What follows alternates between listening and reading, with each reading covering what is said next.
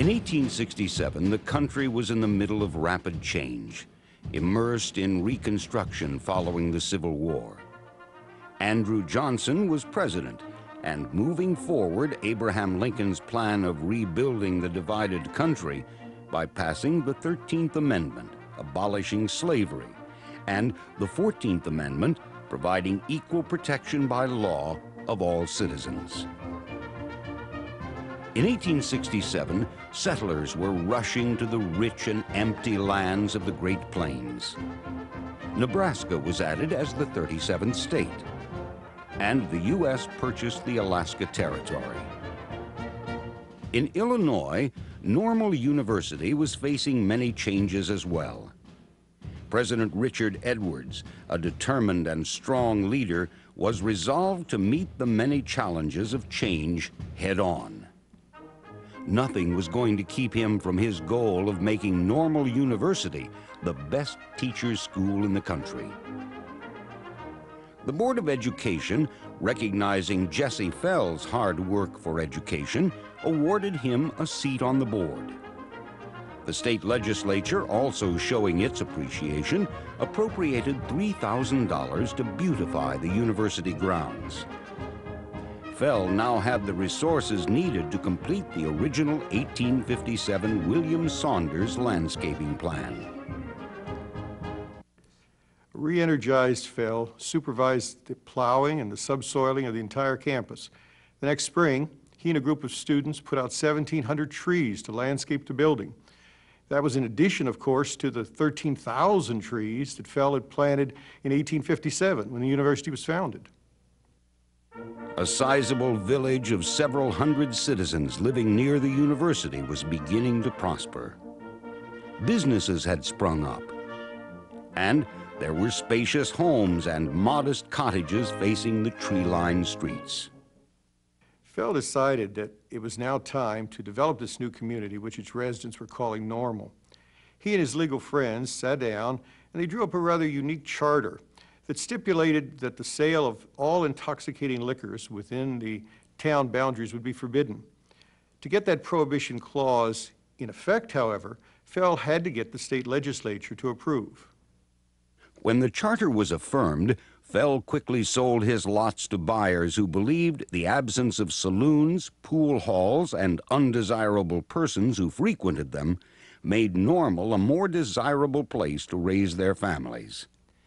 President Edwards was thrilled about the prohibition clause because he knew parents would be inclined to send their sons and daughters to the university, knowing they wouldn't be exposed to the evils of liquor on or near the campus.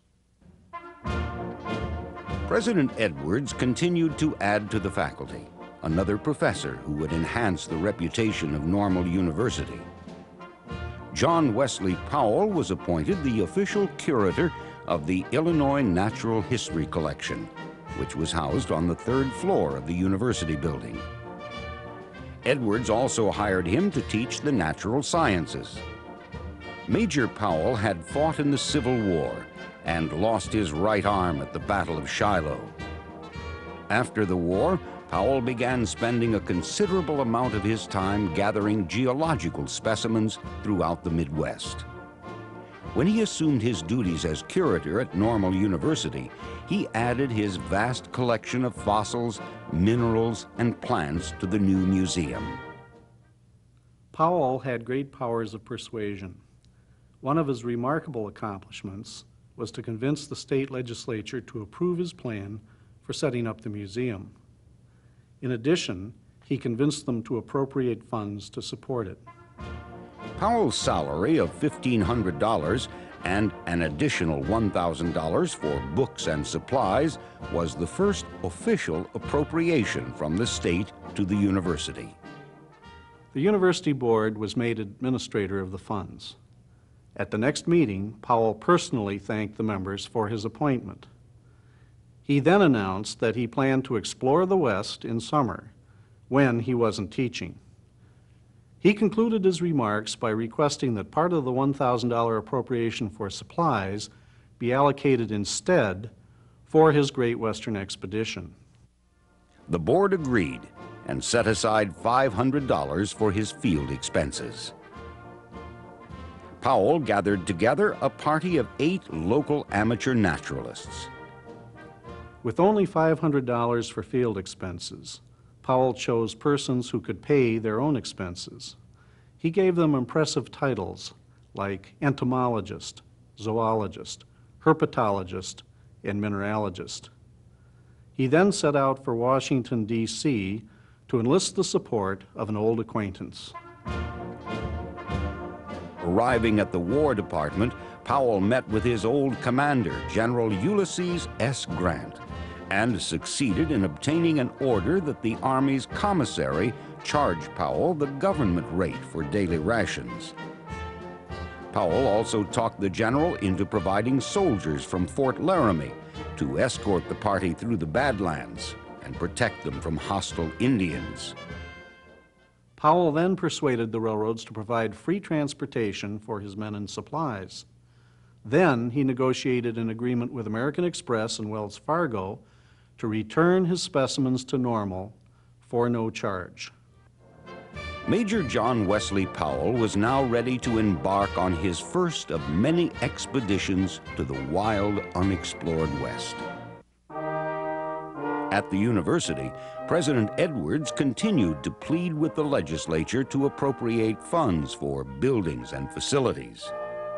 He lobbied for the construction of a dormitory and gymnasium, arguing the importance of having a place for his pupils to live, eat, study, and exercise. Edwards knew the new Normal School at Carbondale and the Industrial University in Urbana were claiming a large share of the state's educational budget. He also realized the chances were slim the legislature would allocate any requested funds. He was right. The legislature refused, citing that Normal University had been chartered on the premise that it would cost the state nothing, and they held President Edwards to that cause.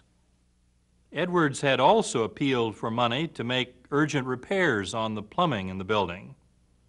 This too was denied by the legislature. As a result, the board recommended that outhouses be built to solve the indoor plumbing problems. Professors Edwin Hewitt, Joseph Sewell, Thomas Metcalf, and Albert Stetson, discontent with the continued lack of adequate funding for the university, sent a petition requesting state appropriations for salary increases. The professors stated in their petition to the legislature that present salaries were not equal to others in the public education system. They claimed that those in teaching positions involving less responsibility were being better paid. They even cited several public school teachers in surrounding small towns who were making more money than they were. President Edwards, fearing his hand-picked professors were ready to move on to better offers, sent a letter to the legislature stating that the loyalty of the faculty was being severely tried. He wrote, "Several faculty have been repeatedly offered to accept higher salaries and easier labor, but their love for the normal and their hope of better things to come in respect to salaries here have enabled them thus far to resist all appeals." There was great debate about the state appropriating funds to Normal University for faculty salaries. Several legislators pointed out that for the last 7 years, state school monies from local school District 2 had been given to the board at the university. The board, in return, provided classrooms and teachers to educate the District 2 students in the model school. Edwards knew objection to this funding procedure was bound to come, but the criticism against the arrangement was touched off in an unexpected manner. In May of 1867, a young girl from the black community in Normal began attending classes at the model school at the university. This caused quite a stir among the faculty and the townspeople. A reporter from the Chicago Republican newspaper heard of this, visited, and wrote an article reporting that the young black girl named Topsy was allowed to be taught just like any other student. The article also stated that President Edwards treated her as he thought the Savior himself would have treated her if she'd come to him to be taught. The Chicago Times objected to the act and wrote a stinging attack about the university. President Edwards saw no objection to granting educational opportunities for all people and had boldly stated his opinions on numerous occasions. It was a known fact that he and his wife had run a safe house during the Civil War, but rather than make the decision himself, he asked for a directive from the board. The board responded. In our opinion, neither the board nor the faculty of the university has any right to recognize distinctions of race or color in determining who shall or who shall not be admitted to the several departments of the university. As a result of the uproar over the admittance of black students, the board voted to terminate the existing connection between the District II School of Normal and the University Model School at the close of the scholastic year. Edwards was determined not to let the model school die, so he devised a way to save it by charging tuition. Without the money from District 2, Edwards knew if the university were to continue its work for teacher education, the state legislature would now have to provide substantial appropriations to replace the loss of those funds. The legislators finally agreed, and in their next session, appropriations were awarded to Normal University for all faculty salaries. President Edwards received a $4,000 a year salary. 4 professors and the principal of the model school were granted a $500 increase, giving them an annual salary of $2,000. Normal University had once again survived the many challenges of change. In the 10 years since its founding, the university had weathered the storm of attacks, threats of closure, and denial of necessary appropriations.